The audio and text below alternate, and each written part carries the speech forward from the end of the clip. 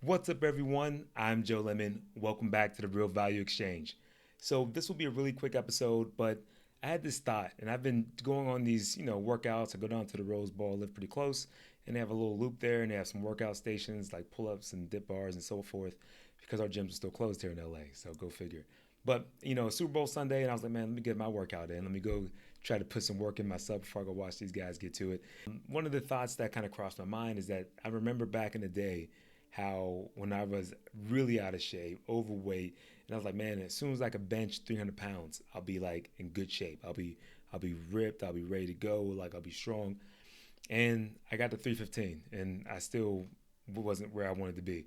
Yeah, I was stronger, but everything didn't kind of morph into this idea. So then I said, you know what? Wait till I could press 400 pounds, and then when I get to 400 pounds, I know for sure things are going to start falling into place. How many people have done this in their careers, especially when it comes to building up your own business or in sales? Like, how many times have you looked at things and said, man, when I hit this milestone, when I sell $1 million, whenever I reach this XYZ quota, whenever I get a certain amount of customers, users, whatever it may be, patients into my practice, things are going to change. And that day comes or it doesn't come, who knows? But either way, you're still here and you still got to deal with the same process. And so one of the things that I was going on my workout today, and I was exhausted. I haven't worked out in about a week because my son was born last week, so I kind of been up late, just trying to figure out how to kind of manage life, all the good stuff, man. Just loving all of it too. I didn't work out, so I got back out to the track, and I'm wheezing. Times are low. I'm not really doing what I was doing right before my actual son was born. Even just that week off of just eating gummy bears and just having fun, right? Just kind of caking it up for the whole week. I noticed I was sluggish, and so I had to remind myself that this is the process. Like it's never going to be easy. Like whenever we're fantasizing about these ideas of things getting better, like it's a fantasy. That's what it is. I mean, you're living in la la land. Things don't stop. They just either you get better or the time moves on without you. And so one of the things that I had to just level set myself, and I use data to help bring me back to earth. I use data to help kind of normalize things, and things start getting challenging. I focus in on the bite-sized activities that I can do in the moment to try to get better. So as I'm working out, I'm like, okay, we're going to do a couple more reps. So we did 15 pull-ups, and we're going to see if we can crank out another 17 on the next set. I didn't get there, but you set incremental goals, right? And the same thing happens whenever I'm trying to build my actual business when it comes to selling and trying to figure out what can we do when we're in a slump, right? Last year was tough. Coming out the gates, trying to get the wheels turning. Things actually start off pretty good because I came in with a different mindset and I focused in on the numbers going into Q4 because I knew it wasn't going to be easy. I revved up my activity so I can try to even come close to reaching my goal. I didn't get the goal, but the activity went way up, and that momentum carried me into having a better Q1 than what it could have been if I would have just kind of stayed, in that same mentality as if it was 2019. So anyway, long story short, what can you do whenever this whole idea of this one day myth pops up? Focus on the data, man.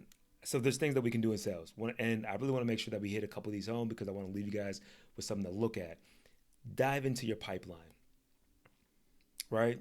I need you to know your money making activities, your MMA activities, like whether you're outbound, whether you're DMs, whether you're cold calling, and whether you're passing out flyers. I don't care what you're doing, but you need to have a count on your money making activities and know exactly what you did the actual previous day, the previous week, to the previous month, right? And that should be something that should be a trending report. You can do this easily if you use any type of CRM. So these are for my guys that, if you're just getting out the gates, you might not even have a CRM. Go to HubSpot or go to Zoho. There's a ton of free stuff out there. Insightly is a decent one, but have a way that you can track your outbound activity because it's going to keep you accountable. And you need something besides your emotions to tap into to let you know that you're moving in the right direction and you're doing the proper work that's needed for you to actually reach your actual goal, your actual quotas. So one things that we can easily tap into, like I said, is focusing in on how we can increase the actual deal flow and how we can meet more prospects and qualify the prospects a little bit better, right? So these are things like you can tap into not just only, okay, what language am I using in the email? Which one seems to get the best response rates? What tonality am I having on the phone? So literally make 10 phone calls, calling up, acting like you're lost. Like, it's a great tool. It's a great tactic.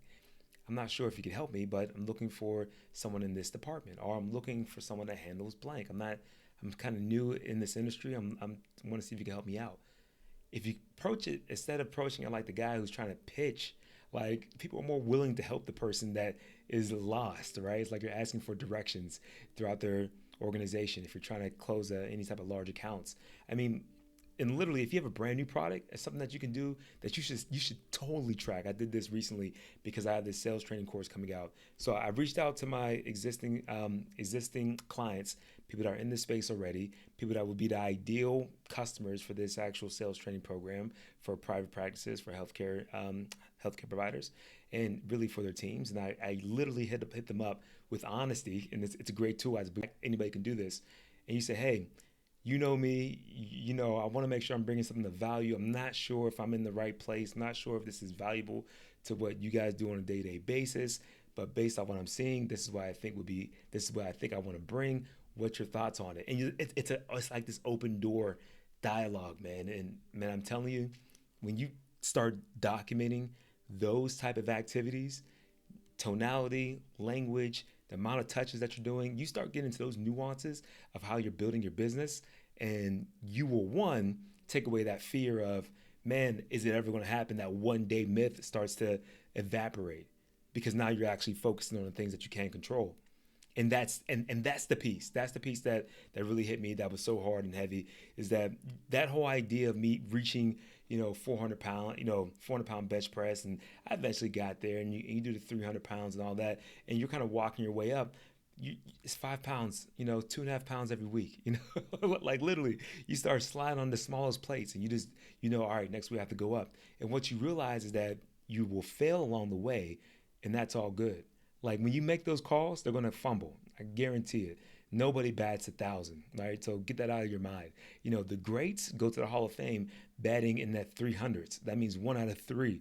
You're doing phenomenal. You got a really good shot at being one at all times. Same thing in business, same thing in sales. And so I just want to leave you guys with that today. If you found this content valuable, please share it on with your friend, tell somebody else about it. And I'm looking for 2 more people to be in my live training course. 100% free to you guys. I'm going to bring people on to make sure that it is of value, and I want to price it appropriately, and I want people to ask questions. So if you're interested in that, please reach out to me. JoeAlexLemon.work. Let me say it that way. JoeAlexLemon.work.